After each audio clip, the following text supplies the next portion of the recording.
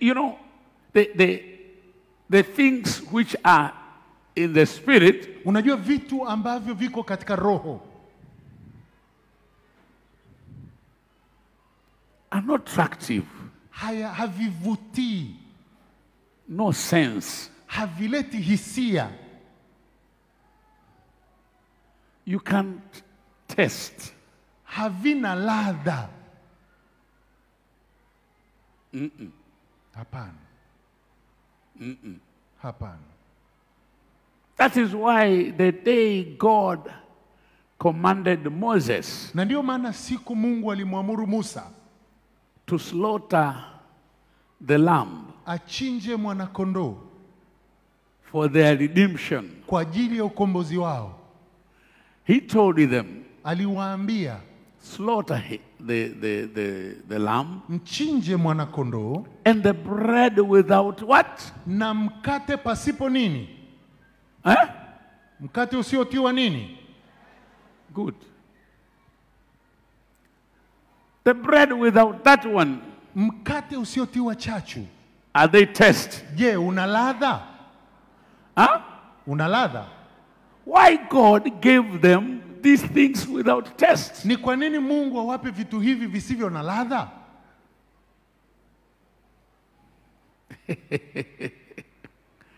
And then when they were in desert, na walipokuwa jangwani, he gave them manna. Aliwapa chakula aina ya mana. Are they taste? Je, kina ladha? No. Hakina ladha. Were tasteless. Kilikuwa hakina ladha. That is why people they will say, what is this? Na ndio maana watu walianza kusema ni kitu gani tena hiki?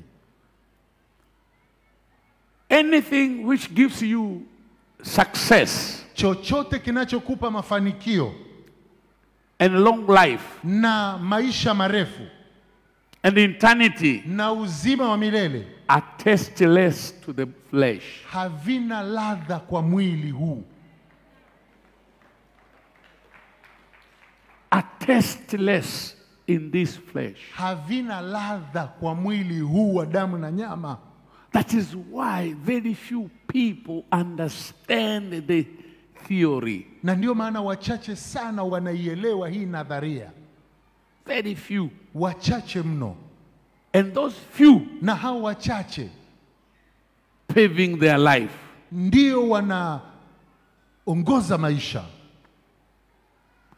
The people who like the taste, watu wanaopenda vitu vinavyofurahisha umwili, always are poor. Mara zote ni maskini. And remaining poor. Na wanabaki kuwa maskini. Because the things which are excellence, kwa sababu vitu ambavyo ni bora,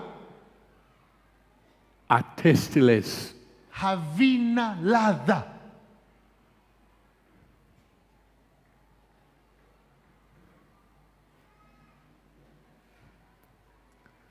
Hello. Hello. Hello. Hello.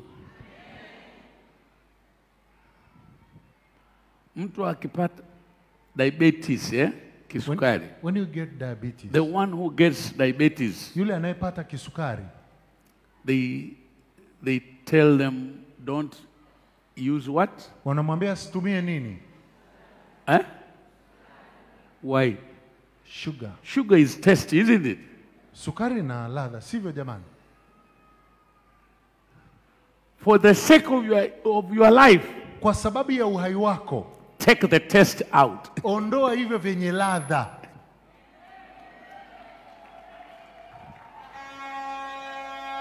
Am I talking to someone? Nasema na mtu. If you want to be the achievers, kama unataka kuwa mtu wa kutimiliza, the one who gets success, yule anayepata mafanikio,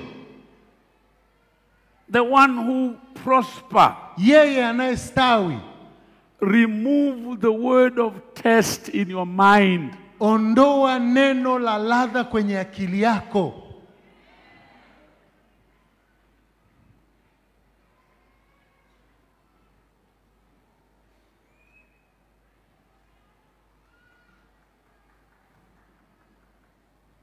Are we together? Tuko pamoja. Remove the word test. Ondoa neno ladha kwenye akili yako. Remove the word attraction. Ondoa neno mvuto. Love the things which are tasteless. Vipende vitu visivyo na ladha. The things which are not attractive. Vitu ambavyo havina mvuto. God made those things Mungu ameviweka hivyo vitu for the better life. kwa ajili ya maisha bora.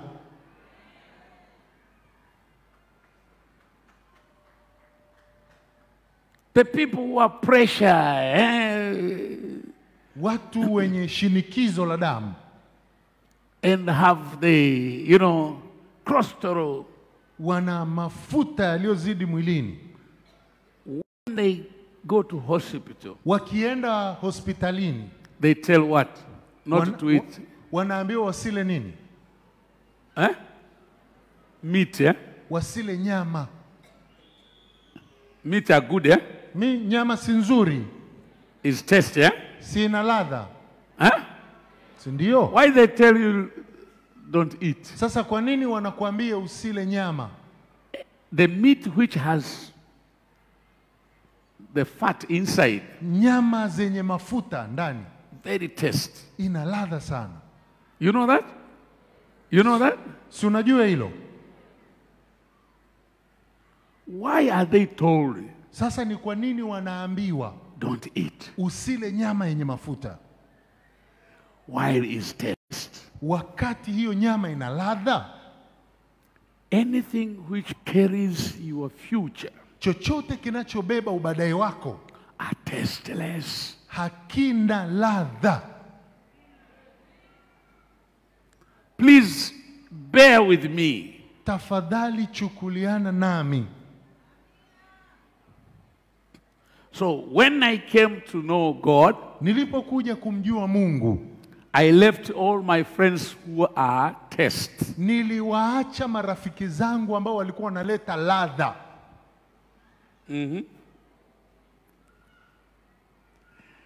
My friend who makes me happy. Marafiki wanaonisababisha nifurahi.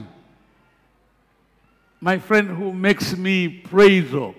Marafiki wanaonisababisha niwe na raha. Are we together? Tuko pamoja? Feel good. Nijisikie vizuri. I left them. Niliachana nao. Why? Kwa nini? Because those friends Kwa sababu hao marafiki are not for your future. sio kwa ajili ya ubadaye wako. Are always Mara zote making you feel good. watakufanya tu ujisikie vizuri. I tell you, Na kueleza, if you keep the people who feel you good, kama ukiendelea kukaa na watu wanaokufanya ujisikie vizuri, you end up nowhere. hutaishia kokote. Live with the people who rebukes you. Live with the people who are rebuking you. Ishi na watu wanaokukemea.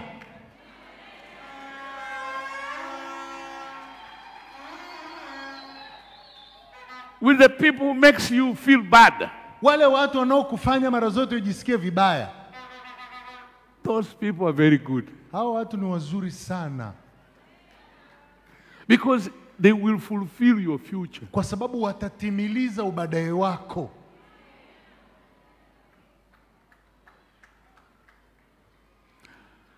Listen. Sikia.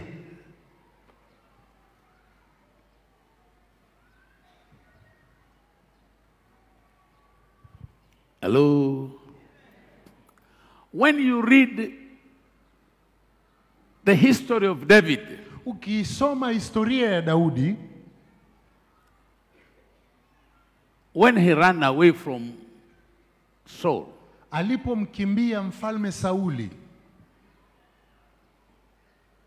The people who followed him, watu waliomfuata Daudi, no one was attractive. hakuna aliyekuwa na mvuto, No one was taste. hakuna aliyekuwa analeta ladha kwenye maisha ya Daudi. No. Hakuna. All they were with debts, with Walikuwa gangs. You know. wana madeni na matatizo kede kede. So they made David Walimfanya Daudi no rest. asitulie.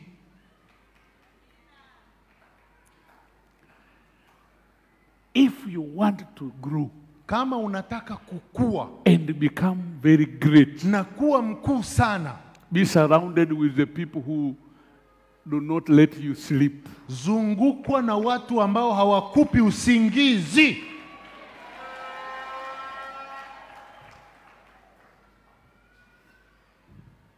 If you are surrounded with the people who make you snoring, Kama unazungukwa na watu wanaokufanya ukorome, you end up nowhere. hutaishia kokote. Nowhere. Hakuna utakakofika. Nowhere. Hakuna utakakofika. Nowhere. Hakuna. So my daughters and my sons, Binti zangu na wanangu, decide today, amua leo. leave your friends. Achana nao marafiki zako. Be you. Uwe wewe.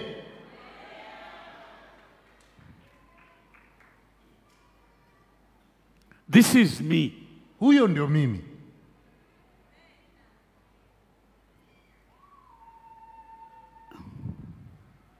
My friend, Rafiki yangu, you want to grow? unataka kukua? I'm talking to you. Nasema na wewe. Come here. Jo, You want to grow? unataka kukua? Get out from your friends Achana na marafiki zako, because they are making you happy. kwa sababu wanakufurahisha And don't worry, you will be there.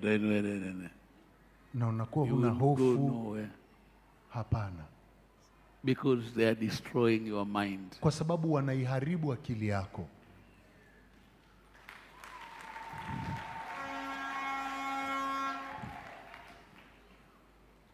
Listen. Sikia,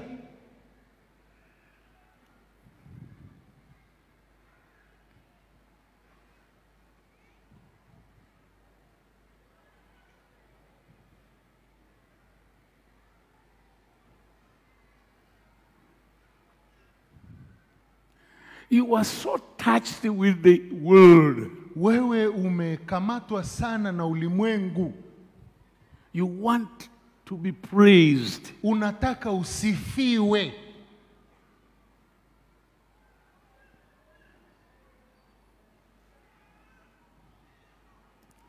You love people who makes you happy. Unawapenda wale wanaokufurahisha. You go nowhere. Hakuna mahali utakakoenda. Ask anyone who are up there today Muulize yoyote ambaye yuko pale juu, how they got there. walifikaje pale juu. I can tell you the truth because I am among them. Naweza nikakueleza ukweli kwa sababu mimi ni mmoja wao. Ask me which one is my friend. I don't have friend. Niulize nani ni rafiki yangu, sina rafiki. Ask me why. Niulize kwa nini? Because the ones I call them friends, Kwa sababu hao ninaowaita marafiki they became like a thorn to me. wamekuwa kama mwiba kwangu, But I love them lakini nawapenda because they make me no sleep. kwa sababu walisababisha nisilale.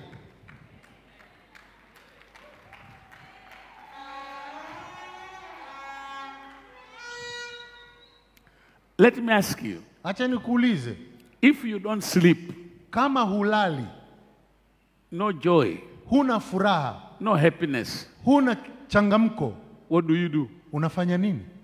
Pray. Utaomba. You pray. Utaomba. So you will seek God's assistance day and night for your utatafuta salvation. usaidizi wa Mungu usiku na mchana kwa ajili ya wokovu wako. Because if not, Kama sivyo, they are going to finish you. watakumaliza. So what do you do? Sasa unafanyaje? Always, Lord, Mara zote, Mungu have mercy on me. unirehemu. God, Mungu be with me. uwe nami. They are going to finish me. Watanimaliza. I depend on you. Na kutegemea wewe. Help me. Nisaidie. Make me. Nifanye niwe. Be with me. Uwe na mimi. Oh Lord, Bwana, protect me. nilinde. When you pray at that kind of prayer, Ukiomba maombi ya namna hiyo, becomes like a cage. inakuwa ni kama ukigo. So when you do anything, Kwa hiyo ufanyapo lolote, will prosper because the enemy cannot enter. kitastawi kwa sababu adui hawezi kuingia. If you are surrounded with the people who making you happy, Kama umezingirwa na watu so you take a lot of time with people, utachukua muda mwingi na wanadamu not with God. na sio na Mungu. So you become ignorance Kwa hiyo unakuwa mjinga because the world kwa sababu dunia cannot make you understand. haiwezi kukusababisha uwe na uelewa. Ask all these rich people. Waulize matajiri wote. Ask Aaron Musk, Muulize Elon Musk, Bill Gates, muulize Bill Gates, Buffett. muulize Warren Buffett. Whatever you know they are rich, Yeyote unayemjua ni tajiri, they will tell you watakwambia they are lonely. wako peke yao. They are so lonely. Wako peke yao, ni wapweke kweli kweli.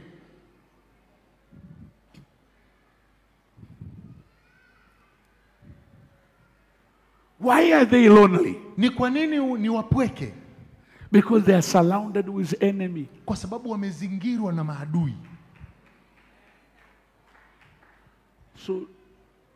So Kwa hiyo they don't trust anybody. hawamwamini yeyote. They trust God. Wanamwamini Mungu. They don't even trust their husband or their wives. Hawaamini wake zao au waume zao. No. Hapana. They trust themselves. Wanajiamini wenyewe. Because they don't know what will happen tomorrow. Kwa sababu hawajui nini kitatokea kesho.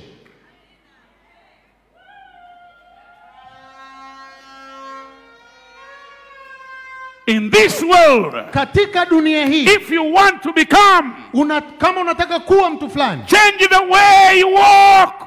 badili mtembeo wako.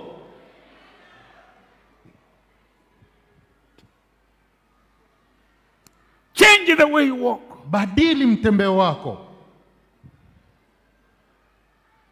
People are good. Watu ni wazuri. Will tell you this and that and this and Watakwambia that kile na kile, kile na to make kile. you happy. Kukufurahisha tu.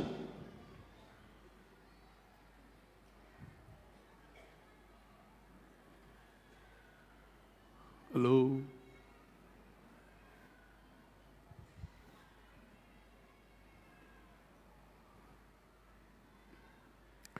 The day I said, Siku niliposema I'm not going to my village, sirudi kijijini kwetu, I will never go and meet my brothers or my sister wala sitaenda kwa kaka zangu because au they dada are zangu, confusing me. kwa sababu wananichanganya. So let me be alone. Sasa acha niwe peke yangu. Is when I met Jesus. Ndipo nilipokutana na Yesu. Because I was alone. Kwa sababu nilikuwa peke yangu. When the time of my marriage with Seriakunda, Wakati wa ndoa yangu na Eliakunda ulipofika, when people talking this, talking that, talking this, talking this, wakati watu wanasema kile kile na I kile, said I'm not going to invite anybody to contribute for my wedding. nikasema sitaitisha michango kwa ajili ya harusi yangu. Is when I saw God. Na ndipo nilipomuona Mungu. When I started this church ministry, Nilipolianzisha ile kanisa, I was alone. nilikuwa peke yangu. It was dangerous. ilikuwa ni hatari, But I said, lakini nikasema I'm alone niko peke yangu and I will be alone. na nitakuwa peke yangu. Jesus will be my friend. Yesu ndiye atakuwa rafiki yangu. Day to day, Siku kwa siku, day to day. siku kwa siku. I said I will never trust anybody. Nikasema sitamwamini yeyote. I will trust you, God. Nitakuamini wewe Mungu. You know, Unajua, even when Jesus wanted to pray, hata Yesu alipotaka kuomba, always he will go alone. mara zote angeenda peke yake. He will take his disciples, Atawachukua wanafunzi wake, leave them here, atawaacha hapa, and go another steps, na yeye atachukua hatua kadhaa, leave few here, atawaacha wachache mahali fulani, and goes farther na kisha yeye mwenyewe anaendelea mbele alone. peke yake. Be alone. Uwe peke yako. If you want to become Kama unataka kuwa mtu the fulani victorious one, mwenye ushindi, refuse the company. kataa makundi.